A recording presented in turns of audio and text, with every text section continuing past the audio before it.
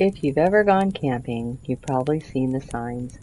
They're always the same, posted at trailheads, nailed into old wooden boards, sometimes faded so badly you can barely read them anymore. But the message is always clear. Check in with a ranger before camping. Most people treat it like a formality, a safety measure, weather updates, wildlife warnings, maybe a map if you're unfamiliar with the area.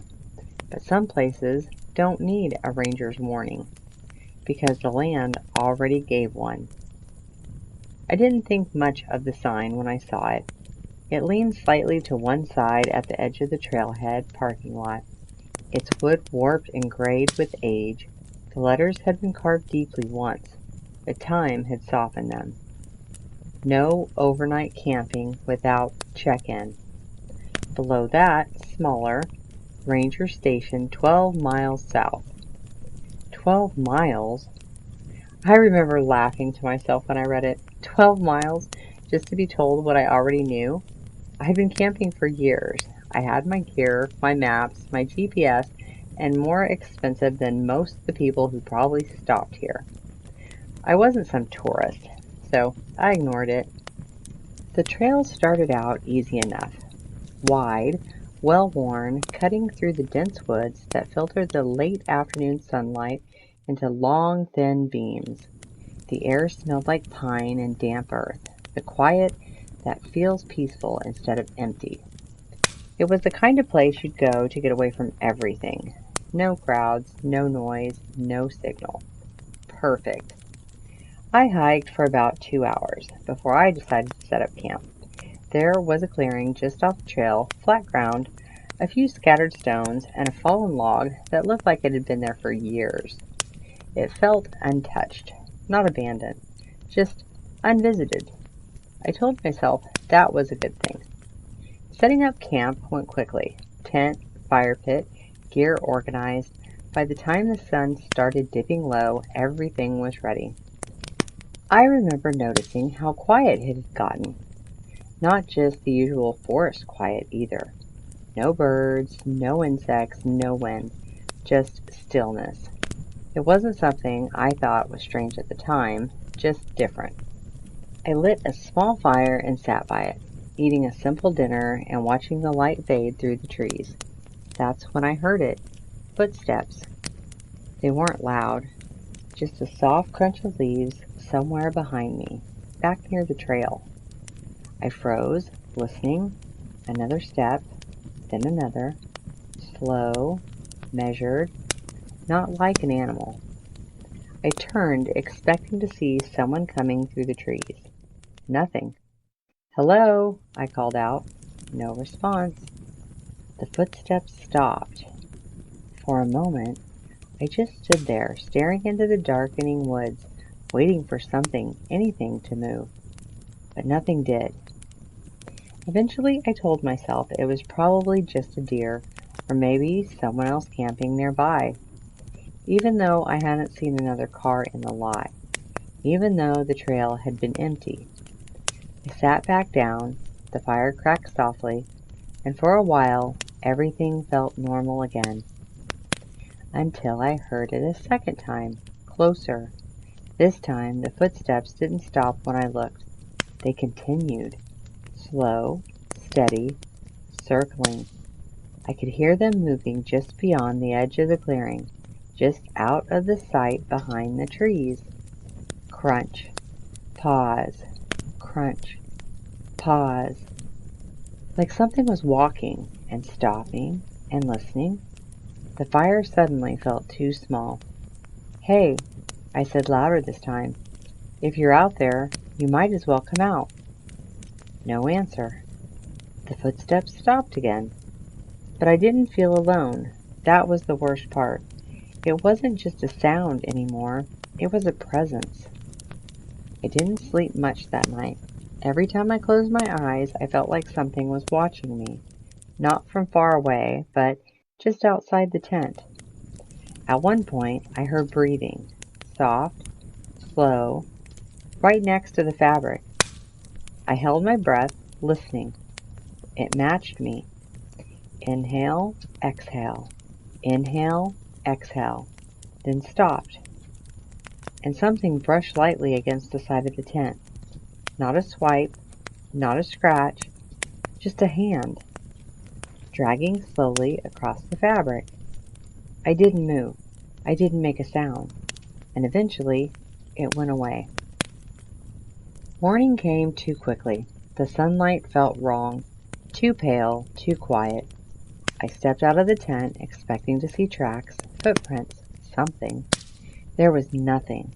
No marks on the ground, no broken branches, no sign that anything had been there, except the fire pit. It had been disturbed. The stones I'd placed around it were scattered slightly, like someone had nudged them out of place, and in the ash there was a single imprint. Not a footprint, not exactly, more like a hand, but the fingers were too long, too thin, and there were too many joints. That's when I decided to leave. No breakfast, no hesitation. I packed everything as quickly as I could, trying not to look at the tree line, trying not to think about what had been circling me in the dark. The hike back should have been simple, 2 hours, maybe less, but something was wrong. The trail didn't look the same. At first I thought I'd just taken a wrong turn, but that didn't make sense. There had only been one path. Still, the trees looked different, denser, closer together, and the light didn't move. It stayed at the same dull, early morning gray, no matter how long I walked. I checked my watch. Hours had passed, but the sun hadn't changed. Then I heard the footsteps again, behind me, matching my pace. Crunch, crunch, crunch. I stopped. They stopped. I started walking again. They followed. I didn't turn around. I didn't want to see it. After a while, I started to notice something else. The trees. They weren't just trees anymore. Some of them were bent in unnatural ways, their trunks twisted like they'd been pulled and stretched. And some looked almost human. Not exactly, but close enough that your mind tried to fill in the details. Arms where branches should be, faces where knots had formed. Watching. Always watching. The trail eventually led me back to the clearing. The same one.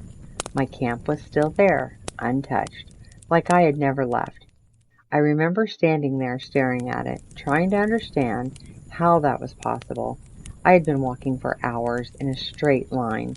There was no way I should be back here, unless I never actually left. That's when I heard my own voice, from inside the trees. Hello! It was exactly how I sounded the night before. Same tone, same volume.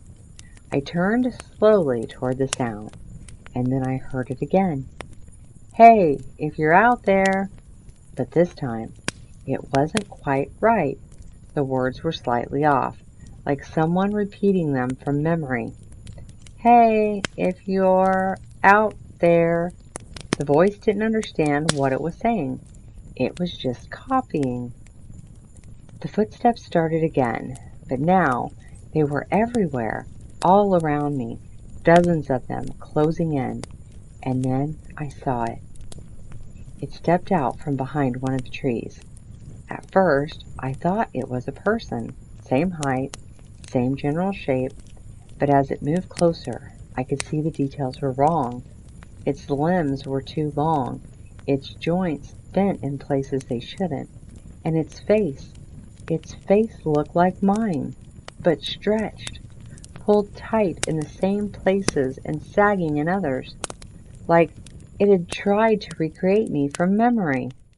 It tilted its head, studying me, and then it smiled, too wide, too slow, checking in with the ranger, it said. My voice, broken, uneven. I couldn't move. I took a step closer, and I realized something that made everything worse. It wasn't alone. There were others behind it, shadows behind the trees, shapes that looked almost human, all watching, all learning. I ran. I didn't care where, I just ran. Branches tore up my clothes, roots caught my feet. I fell more than once, but I kept getting up. The sound followed me, footsteps, voices, fragments of the words I had said, things I had thought, repeating, distorted. I don't remember how I got out. I don't remember finding the trail, but somehow I made it back to the parking lot. The sign was still there, leaning, silent, and for the first time I noticed something I hadn't seen before. Another line carved into the wood, fainter than the others, older, almost worn away completely, but still readable. Some places don't need warning. I drove for hours before I stopped, and even now I still hear it sometimes at night when everything is quiet. Footsteps just outside, matching my breathing, learning, waiting. So if you ever see a sign like that, don't ignore it, because the ranger isn't there to tell you what's out there. They're there to make sure it doesn't learn you. Thank you for listening. I hope you enjoyed tonight's story. Subscribe and turn on notifications so you don't miss out on the next scary story. And remember, they're just stories.